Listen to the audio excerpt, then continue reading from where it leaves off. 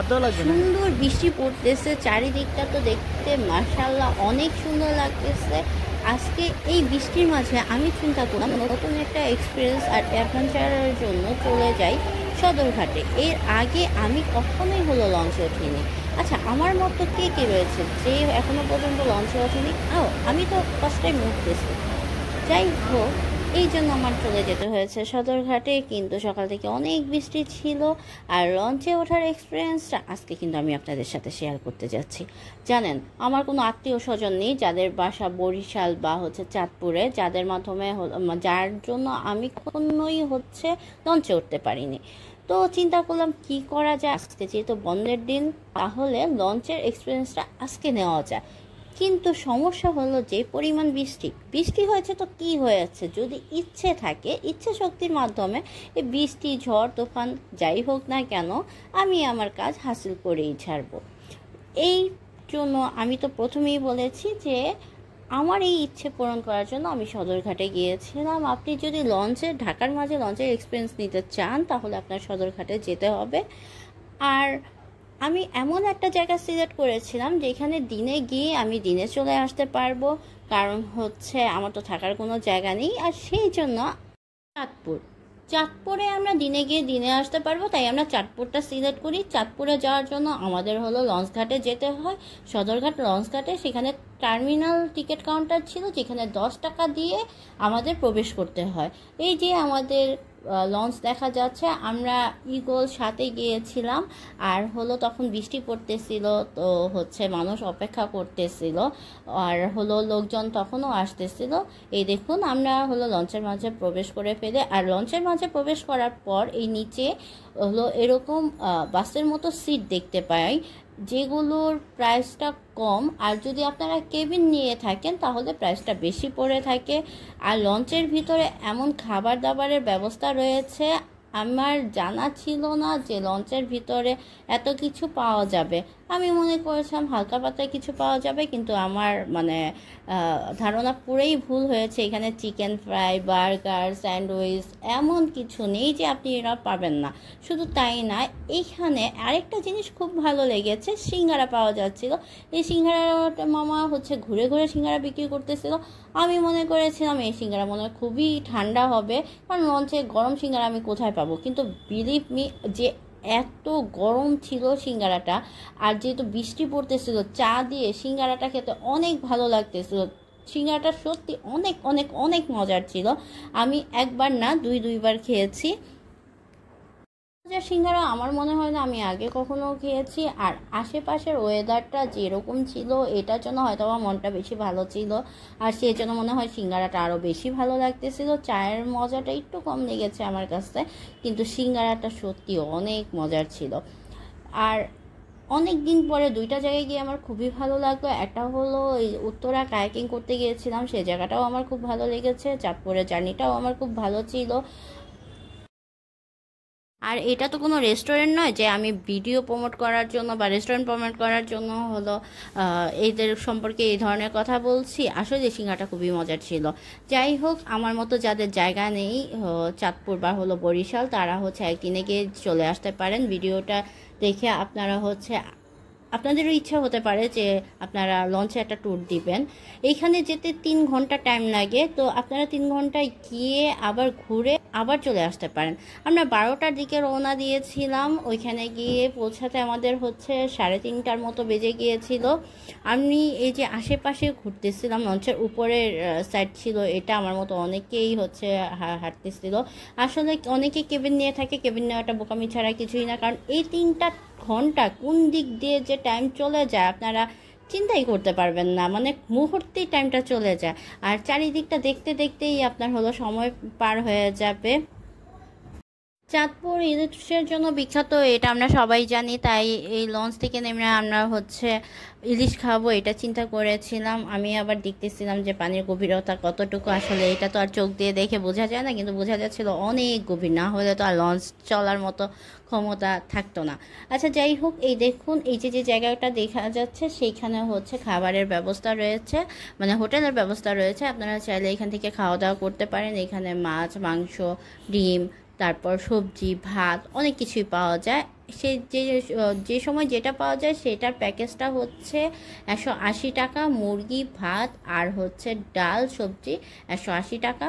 যখন মাছ থাকে তখনও মনে হয় এই টাইপের প্রাইস থাকে। আমরা যে মুরগিটা পেয়েছিলাম ওই প্রাইসটা আমি বলতে পেরেছি। এই দেখুন চারিদিকে বৃষ্টির পানি পড়তেছে, দেখতে খুবই ভালো লাগতেছিল। আর সবাই এরকম হাঁটাহাঁটি করতেছিল, আর সবাই কম বেশি কিছু না কিছু কিনে নিয়ে আসতেছিল খাবারের জন্য। আর উপরে যে জিনিসটা খুবই ভালো লেগেছে, যখন নামাজের টাইম হয়ে গিয়েছে সবাই হচ্ছে নামাজের প্রস্তুতি নিচ্ছিল। আমরা তখন নিচে চলে গিয়েছিলাম, আশেপাশের বোটগুলো, লঞ্চগুলো সেগুলো দেখতেছিলাম। ভিডিওতে সবসময় ট্রাই করি আপনাদেরকে বিভিন্ন ধরনের ইনফরমেশন দেওয়ার জন্য, যেন আপনারা কোথাও গিয়ে সেখানে কি পরিমাণ খরচ হতে পারে এবং কত টাকা লাগতে পারে, কি কি দেখতে পারেন, এই ধরনের ইনফরমেশনগুলো দিতে আমি পছন্দ করি। আমার ভিডিওটা যদি সত্যি ভালো লাগে তাহলে কমেন্টস করে জানাবেন, এবং কে কোথা থেকে দেখতেছেন, কারো বাড়ি চাঁদপুর বা বরিশাল কিনা সেটাও যদি একটু কমেন্টস করে জানান তাহলে ভালো হয়। আর চাঁদপুর বা বরিশালে হলো দেখার মতো কি কি জায়গা রয়েছে সেগুলো যদি একটু বলতেন, কারণ আমি চাচ্ছি অনেক জায়গায় ঘুরতে, কিন্তু অনেক জায়গার সন্ধান জানি না, যার কারণে যাওয়া হচ্ছে না। এই দেখুন লঞ্চে ঘুরতে ঘুরতে এত সুন্দর একটা ব্রিজ দেখতে পারতেছি। এই ব্রিজটা আসলে মনে হয় হয়েছে। এই দেখুন কথা বলতে বলতেই আমরা প্রায় পৌঁছে গিয়েছে, এখন নামার সময় হয়ে গিয়েছে, সবাই হচ্ছে নেমে যাব। এই আস্তে আস্তে সবাই নেমে যাচ্ছি। আমরা যেহেতু একদিনের ট্যুরে এসেছি, তো আশেপাশের কোনো জায়গায় হলো খুঁজতেছিলাম, তো এইখান থেকে বঙ্গবন্ধু পার্কটা নাকি কাছে, তাই আমরা অটো করে বঙ্গবন্ধু পার্কে চলে যাচ্ছি, যেটা হলো চাঁদপুরে অবস্থিত। এবং পার্কটা খুবই সুন্দর ছোটোর মাঝে, এবং সেখানে একটি মিনি কক্সবাজার রয়েছে, সেটাও আমি কিন্তু আজকে আপনাদের সাথে শেয়ার করব। তখন আসলে বুঝে উঠতে পারতেছিলাম না আমরা কোথায় যাব। তখন এক অটোওয়ালা মামাকে জিজ্ঞেস করলাম, মামা আশেপাশে কোথায় আছে, কোথায় যাওয়া যায়। সবাই তো যার যার স্থান বলতে পারতেছিল, কিন্তু আমাদের কোনো স্থান ছিল না। তখন হলো মামা বলতেছে ইলিশের দেশে আইসুন, ইলিশ খাওয়া যান। তো ইলিশ খাবারের কথা পরে তখন মামা বলল যে আশেপাশে একটা সুন্দর পার্ক রয়েছে, আপনারা সেখানে যেতে পারেন। তারপর আমরা অটো দিয়ে সেই পার্কে চলে গেলাম। পার্কটা আসলেই সুন্দর ছিল। আর সেখানে নামার পর আমরা যেটা প্রথমেই দেখতে পারলাম সেখানে হলো এই দেখতে পেয়েছি। এই যে এটা দেখে বোঝা যাচ্ছে আমরা ইলিশের দেশে চলে এসেছি। চারিদিকে অনেক মানুষ ছিল, আর আমরাই যে শুধুমাত্র একদিনের ট্যুরে গিয়েছি বা আমরাই যে শুধু গিয়েছি তা না। যখন আমরা হাঁটতেছিলাম, কথা বলতেছিলাম বিভিন্ন মানুষের সাথে, তখন দেখলাম যে আমাদের মতো অনেকেই এসেছে, এবং অনেকে তো শাড়ি পরে এসেছে এখানে ঘোরার জন্য। কিন্তু তারা কিন্তু এমন না যে ওইখানকার এলাকার বাসিন্দা, তারাও এরকম ঢাকা থেকে, নারায়ণগঞ্জ থেকে, বিভিন্ন জায়গা থেকে তারপর ঘুরতে এসেছে। ব্যাপারটা দেখে আমার খুবই ভালো লেগেছে। আর এখানে ছোট বাচ্চাদের রাইডগুলো রয়েছে, যেমন ধরুন এলাকা ভিত্তিক যে মেলাগুলো হয়ে থাকে তখন যে রাইডগুলো থাকে, এই নদীর পাড়ে হচ্ছে এরকম জিনিস পাওয়া যাচ্ছিল। তারপর হচ্ছে এখানে ফুচকা, বেলপুরি, চটপটি যাই বলুন সেগুলো পাওয়া যাচ্ছিল। আমি এক এক করে দেখতেছিলাম যে কি খাওয়া যায়। তারপরে হচ্ছে আমরা মিনি কক্সবাজারের দিকে চলে যাচ্ছি, ওইটা ঠিক পাশেই, খুব একটা দূরে না। আর ওই জায়গাটা দেখতে না অনেকটা হচ্ছে, আমি যদি ময়মনসিংহের সার্কিট হাউসের কথা বলি, মানে জয়নাল আবেদিন পার্ক যেটা রয়েছে, অনেকটা আমার কাছে সেই রকমই লেগেছিল। আমার শৈশব যেহেতু সেখানে কেটেছে, এইখানে যাওয়ার পরে আমার সেই জায়গার কথা মনে পড়ে গিয়েছে। কিন্তু এখানে যে পরিমাণ নৌকা, বোট দেখতে পারতেছেন, কালারফুল নৌকাগুলো দেখা যাচ্ছে, কিন্তু সেখানে আবার এই জিনিসটা ছিল না। তো আমি হেঁটে হেঁটে দেখতেছিলাম আর কি পাওয়া যায়, এখানে কি আছে, এখানকার মানুষের ব্যবহার কেমন, কথাবার্তা কেমন, সবই আসলে ভালো ছিল এবং অনেক হেল্পফুল ছিল। তারাও বুঝতে পেরেছে যে আমরা এখানে প্রথমবার এসেছি। তারা আমাদের বলতেছিল যে এইদিকে যান, ওইদিকে যান। তারপরে এই যে একটা জিনিস ছিল, এটা কি ছিল আমি আসলে জানি না, আমার খেয়াল নেই যে এটা কি ছিল, কেন এটা তৈরি করেছে বা এটা দ্বারা কি বোঝাতে চাচ্ছে। যারা চাঁদপুরবাসী আছেন তারা নিশ্চয়ই এটা সম্পর্কে জানেন, যদি জেনে থাকেন তাহলে কমেন্টস করে জানাবেন। তারপরে এই জায়গাটা যে এত সুন্দর হবে সেটার সম্পর্কে আমার বিন্দু পরিমাণ আইডিয়া ছিল না। আমি গিয়ে অনেক খুশি হয়ে যাই, কারণ চারিদিকে গাছপালা ছিল, পানি ছিল, আর হচ্ছে বিভিন্ন জায়গায় বসার জায়গা ছিল। আমিও আফসোস করতেছিলাম কেন আমি শাড়ি পরে আসিনি।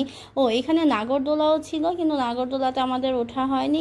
এই জায়গাতে আসার পরে আমি তো অনেকটা কক্সবাজারের ফিল পেয়েছি, অনেকক্ষণ সেখানে বসেছিলাম এবং বাতাসটা হলো খুবই খুবই খুবই ভালো লাগতেছিল। আর দেখতেই তো পারছেন যে কয়েকদিন ধরে খুব বৃষ্টি হচ্ছে, আর নদীতে হলো নদীর পাড়ে তখন হচ্ছে বৃষ্টির টাইমে অনেক বাতাস থাকে। এই জিনিসটা আসলে খুবই ভালো লাগতেছিল।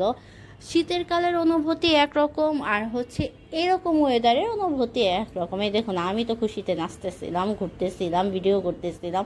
তো আমি আমার ভাই ভাগ্নি যারাই সাথে গিয়েছিল সবাইকে বলতেছিলাম যে প্রচুর পরিমাণে তাদেরকে ছবি তুলে দাও, ভিডিও করে দাও। তো অনেকখানি পানিতে নেমেও গিয়েছিলাম। তারপরে এই যে পাথরগুলো ছিল সেখানে অনেকক্ষণ বসেছিলাম। আমরা যেহেতু 3টা-3:30টার দিকে নেমে গিয়েছিলাম, আমাদের পরের যে লঞ্চটা ছিল সেটা ছিল 7টার দিকে, কারণ হলো 7:30টায় ছাড়ে এটা।